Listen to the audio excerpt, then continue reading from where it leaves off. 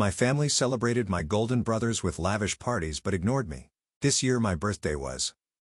I 28 meters work as a medical device development engineer at a major healthcare company, and honestly, I never thought I'd be in this situation. For context, I've been leading a groundbreaking project developing a new cardiac monitoring system that's revolutionizing how we track heart conditions in real time. The technology we've developed could potentially save thousands of lives by detecting cardiac abnormalities hours before a major event. Our team's work has been featured in several prominent medical journals, and we recently won a prestigious Industry Innovation Award. But while my professional life is thriving, my family situation is a different story entirely. That contrast has never been more apparent than it is now, as I face what's probably the biggest decision I've made regarding my family relationships. I'm the middle child in a family of 3 siblings. My older brother Alex, 32 meters, is a cardiac surgeon at a prestigious hospital, the golden child who can do no wrong. My younger sister, Sophia, 24F, is the baby of the family, perpetually showered with attention and affection. Their birthdays are massive events every year. For Alex's last birthday, our parents rented out an entire upscale restaurant, invited over 100 guests, and spared no expense. When Sophia turned 16, they hired a live band and transformed our backyard into a festival ground. I still remember how they spent weeks planning every detail, from custom decorations to a professional photography team. Let me paint you a picture of what growing up was like. Every achievement of mine was overshadowed by my siblings' accomplishments.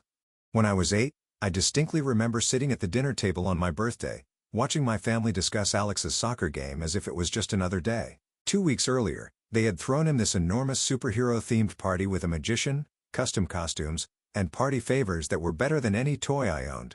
The entire neighborhood was there, kids running around in capes and masks, while my parents beamed with pride at their amazing firstborn. When I finally gathered the courage to ask if they'd forgotten my birthday, my mom barely looked up from her phone and said, "Oh, sorry honey, we've been so busy with Alex's tournament schedule and Sophia's dance recital. We'll make it up to you next year."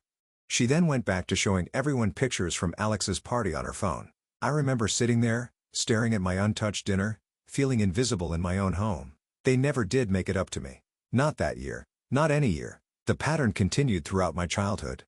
When I was 13, we were at a family dinner when the waitress asked if there were any birthdays coming up. My mom actually laughed and said, "Oh, just his, but we're not doing anything big. He's not really the type to need much." Everyone at the table chuckled like it was some harmless joke. I can still feel the humiliation burning in my chest when I think about that moment.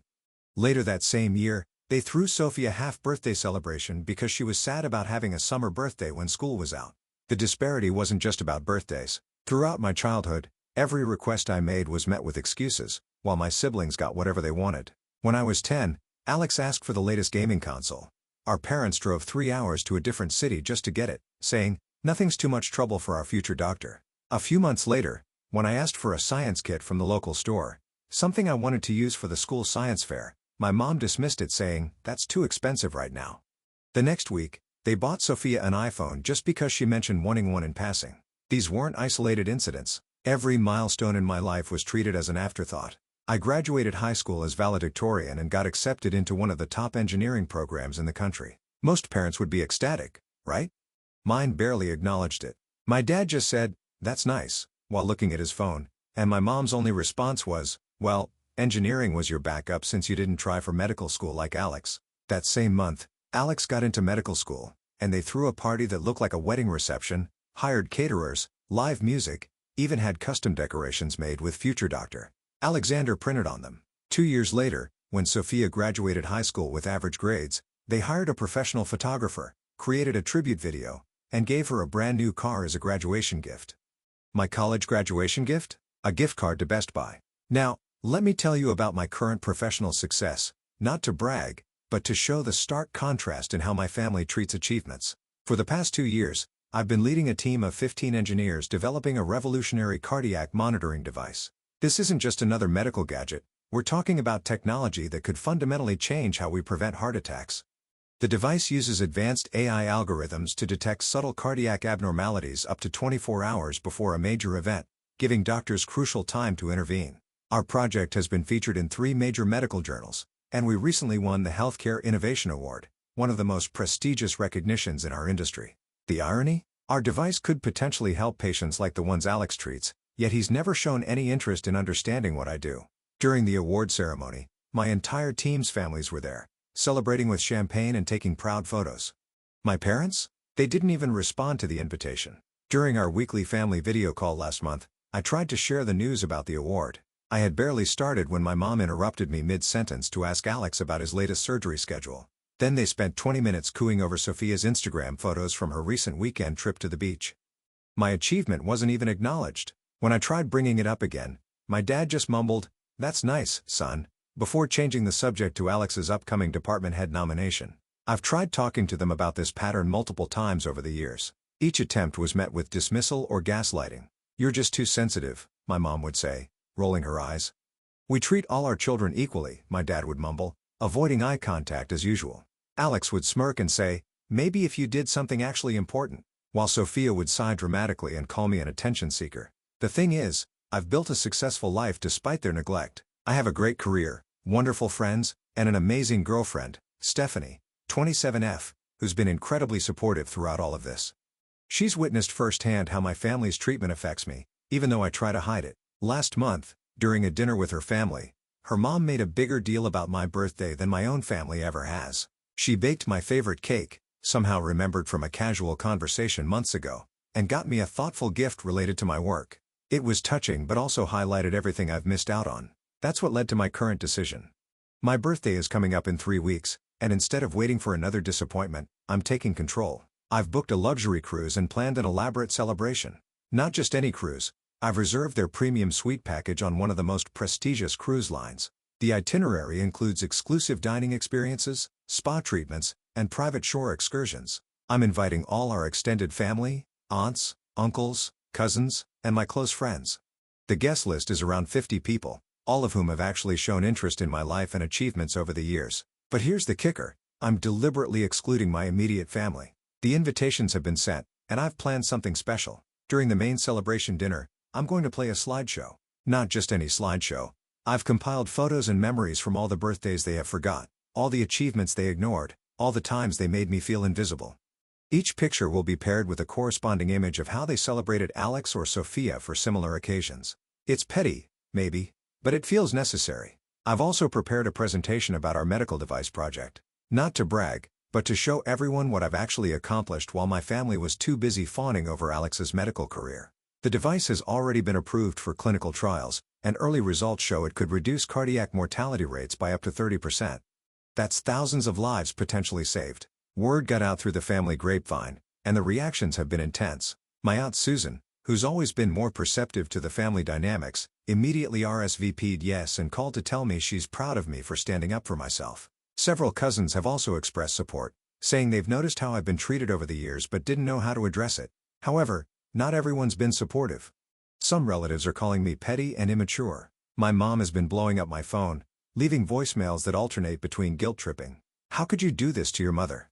After all we've sacrificed for you," and threats, "You'll regret this behavior, young man." My dad sent his typical passive-aggressive text about how I'm tearing the family apart and creating unnecessary drama. Alex called me childish and suggested I grow up and accept that some people just achieve more in life. Sophia posted a vague aggressive social media status about attention-seeking behavior and toxic siblings who can't handle others' success. But my friends and Stephanie are fully behind me. My best friend from college, who's witnessed my family dynamics for years, said something that really resonated: "Sometimes you have to make a grand gesture to break toxic patterns. You've tried talking to them quietly for years, maybe now they'll finally listen." Stephanie has been particularly amazing throughout all this. She's helped me plan every detail of the cruise, from the menu selections to the decorations. She reminded me that this isn't about revenge, it's about finally standing up for myself and refusing to accept the role of the forgotten child anymore. Her support has made me realize how a healthy family dynamic should look. The cruise is booked, the invitations are sent, and there's no turning back now. Most of the guests have already RSVP'd yes, many expressing excitement about both the celebration and what it represents. Some relatives are clearly torn between wanting to support me and fearing the drama it might cause with my parents, but surprisingly, most are choosing to come anyway. I've set up a private Instagram hashtag for the event and started posting teasers about the upcoming celebration. My mom saw these. Despite being blocked, she made a fake account and called my aunt in tears about how I'm publicly humiliating the family. The irony of her suddenly caring about family humiliation after years of publicly dismissing me isn't lost on anyone. I know this might seem extreme to some people. Maybe it is. But after 28 years of being treated like an afterthought, of watching my siblings get celebrated while I'm ignored, of having my achievements dismissed and my feelings invalidated, it feels necessary. This isn't just about a birthday party anymore. It's about taking control of my narrative and showing my family that I refuse to be the invisible middle child any longer. The cruise sets sail in 3 weeks. Part of me is excited about finally celebrating myself properly, but another part is anxious about the fallout. Some friends say I should have just cut contact quietly instead of making a statement, but I feel like I needed to do this, not just for me, but for every middle child who's ever felt forgotten. Am I taking this too far? Should I have chosen a less dramatic way to address this? The cruise is paid for and most guests have confirmed, but I still find myself wondering if I'm burning bridges I might want to cross again someday. Would appreciate any advice, especially from others who've dealt with similar family dynamics. Update 1. It's been 2 weeks since the cruise birthday celebration, and I need to share what happened because things have escalated beyond anything I expected. The cruise itself was incredible. Nearly everyone who RSVP'd showed up, about 45 people in total, including most of our extended family and my close friends. The first night, during the welcome dinner in the ship's premium restaurant, I presented my slideshow. The room fell silent as images played across the screen. Empty chairs at my childhood birthday dinners contrasted with Alex's elaborate celebrations, my ignored academic achievements next to Sophia's celebrated moments.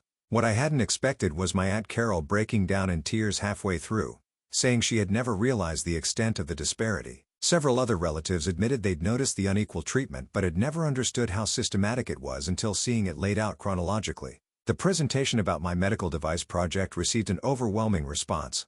My uncle Robert, who works in hospital administration, actually approached me about potentially implementing our monitoring system at his facility. Funny how my professional achievements suddenly became impressive when validated by others. But here's where things got intense. On the second day of the cruise, my mom somehow convinced the cruise line to let her board at our first port stop. She claimed she was a surprise guest meant to join the party. Security let her through because she had photos of me on her phone and could prove she was my mother. She burst into the middle of our lunch gathering, mascara running, screaming about how I was trying to turn the family against her. "After everything we've done for you," she shouted in front of everyone. "You ungrateful, spiteful child." Stephanie tried to intervene, but Mom turned on her too, accusing her of poisoning her son against his family. The real shock came when my usually quiet Aunt Margaret stood up and confronted my mother. "Helen," she said firmly, "we've all watched you favor Alex and Sophia for years. We said nothing because we didn't want to interfere, but this ends now." Several other relatives joined in, sharing their own observations of the unequal treatment they'd witnessed over the years. Mom left in tears, but the drama wasn't over. That evening, Alex and Sophia launched a coordinated social media attack. They posted childhood photos with captions about ungrateful siblings and attention-seeking behavior. But it backfired spectacularly. People started commenting with their own observations of how I'd been treated differently over the years. The cruise continued for 3 more days, and something unexpected happened. Without my immediate family's presence, I discovered what genuine family support feels like. My cousins shared stories of their own struggles with favoritism. Uncle James, who I'd always thought was distant, revealed he'd followed my career through industry newsletters and was genuinely proud of my achievements. When we returned, I found over 30 missed calls from my parents and a lengthy email from my father. For the first time, he actually acknowledged the disparity in how they treated us, but in a way that made it worse. We focused more on Alex because he was following the family medical tradition, and on Sophia because she needed extra support. "You were always so independent and capable. We thought you didn't need the attention." The fallout has continued. Yesterday, my mom showed up at my office, causing a scene in the lobby. She demanded to speak to me, telling the security guard I was breaking her heart and destroying our family. My colleagues witnessed the whole thing, and my boss later called me in to check if I was okay. Surprisingly, he shared his own story of breaking free from toxic family dynamics and offered his full support. Stephanie's family has been amazing through all this. Her parents invited me over for dinner last night and told me they consider me part of their family. Her dad even said he wished he'd had the courage to stand up to his own family's favoritism when he was younger. The most unexpected development came from my younger cousins. Several of them have reached out to say that watching me stand up for myself has given them courage to address similar issues in their own family dynamics. My cousin Jenny even used our story in her psychology class presentation about family systems and favoritism. Looking ahead, I've decided to maintain the boundaries I've set. I'm not cutting contact completely, but I'm no longer accepting the role of the forgotten child. I've blocked my siblings on social media and set up email filters for my parents. My new policy is simple. I'll only engage with family members who can treat me with respect and acknowledge their past behavior. Stephanie and I are talking about moving in together, possibly to a new city where her company has an office. The distance might be good, giving everyone time to process and reflect. To everyone who advised me about this situation, thank you. The cruise might have seemed like an extreme gesture, but it forced issues into the open that had been festering for decades. Sometimes you need a big moment to break old patterns. Next update will probably come after my parents' upcoming wedding anniversary event, which I've already decided not to attend. Change is hard, but necessary. Update 2. It's been 6 months since my last update, and I can't believe I'm writing this, but somehow the situation has managed to escalate even further. The biggest news: Stephanie and I are engaged, but what should have been a purely joyous time has turned into another family drama. After the cruise incident, I maintained minimal contact with my immediate family, focusing instead on building my life with Stephanie. The proposal was perfect, during a weekend trip where I was presenting our medical device at a healthcare conference. She's been my rock through all of this family chaos. However, things took an ugly turn during our venue tour last weekend. We were visiting our third potential wedding venue, a beautiful historic building with a garden ceremony space. Halfway through the tour, I heard my mother's voice echoing through the hall. Somehow, they had found out about our venue tour schedule. Later discovered my cousin Lauren had accidentally mentioned it in the family group chat. My parents showed up with Alex and Sophia in tow, like some kind of intervention squad. My mother immediately started telling the venue coordinator about her vision for the wedding, completely ignoring both Stephanie and me. When I firmly stated that they weren't invited and needed to leave, my mother burst into tears, creating a scene in front of the venue staff and other couples touring the space. What happened next still feels surreal. Alex, ever the responsible older brother, tried to pull me aside for a family discussion. When I refused, he actually said, "This is what happens when you let the middle child make important decisions." Sophia was filming everything on her phone, presumably for some dramatic social media post. The venue coordinator, bless her heart, immediately recognized the situation and had security escort them out. But not before my mother shouted that she would never forgive this betrayal, and that I was breaking your father's heart all over again. Here's the thing: they didn't just stumble upon us. They had clearly planned this. They had printed photos from my childhood, showing happy family moments they wanted to show the venue staff. My mother had even brought her old wedding album, talking about family traditions we needed to incorporate. After they left, we discovered they had already visited our other 2 potential venues earlier that week, telling the staff they were the primary decision makers for the wedding. They had even tried to put down deposits to hold the dates. Stephanie was understandably shaken. Her own family was horrified when they heard what happened. Her father, who's normally very diplomatic, called my father directly to tell him their behavior was unacceptable. This led to another drama when my father accused Stephanie's family of stealing his son. We've since decided to completely change our wedding plans. No venues from our original list. We're now looking at destinations far from our hometown, and we've hired a wedding planner who specializes in dealing with complex family situations. She's implementing strict security measures and a comprehensive guest screening process. The silver lining in all this? Our relationship has only grown stronger. Stephanie and I are more certain than ever that we're making the right decision in starting our life together, away from the toxic family dynamics. I've also received unexpected support from my colleagues. My boss, remembering the previous incident at our office, has authorized additional security measures at work. He's even offered to host our wedding at his vacation property if we want a completely private venue. The hardest part isn't the drama itself, it's realizing that even my wedding day, one of life's most significant moments, is being turned into another battlefield for my family's dysfunction. But this time, I'm not backing down. Stephanie and I deserve our day, our way. We're proceeding with our plans, but with heightened security and a very selective guest list. Our wedding will celebrate love and happiness, not become another stage for family drama. Update 3. It's been 3 months since my last update, and I need to share what happened at our wedding. This will be my final update because, after what transpired, I've made a permanent decision about my family relationships. The wedding day started perfectly. We chose a beautiful private estate 3 states away, hired security, and implemented strict guest screening. Stephanie looked absolutely stunning, and our closest friends and chosen family were there to support us. The morning preparations went smoothly, with Stephanie's family making everyone feel loved and included. However, despite all our precautions, my mother managed to get in. Right as the officiant was about to begin the ceremony, the doors burst open. My mother came charging down the aisle, with my father trailing behind her like a reluctant shadow. What happened next was surreal. Instead of the typical "I object" to scene, my mother started a full-blown performance about how ungrateful I was. She had printouts of family photos, which she started distributing to shocked guests like some twisted wedding favor. What really crossed the line was when she turned to Stephanie and said, "Good luck with this one. He's been bitter his whole life." But here's where everything changed. Instead of letting this derail our day, I finally found the strength to say everything I'd been holding back. I stepped forward and calmly told my mother, "This isn't about you. It never was. This is about your inability to love your children equally. Today isn't about our past, it's about my future with Stephanie." The security team moved to escort them out, but my mother wasn't finished. She turned to the guests and started revealing personal family details, trying to embarrass me. That's when Stephanie's father stepped in. He stood between my parents and us, and with a quiet authority said, "You've made your point. Now leave my children alone." That word, children, hit hard. In that moment, I realized I had found what I'd been looking for all along. A family that chose to love me. After they were escorted out, something unexpected happened. Several guests, including distant relatives who had witnessed my family's behavior over the years, came forward to share their own observations. My cousin's wife, a family therapist, privately told me that my mother's behavior showed classic signs of narcissistic family dynamics. We continued with the ceremony, reception. Stephanie's brother gave a toast that moved me to tears.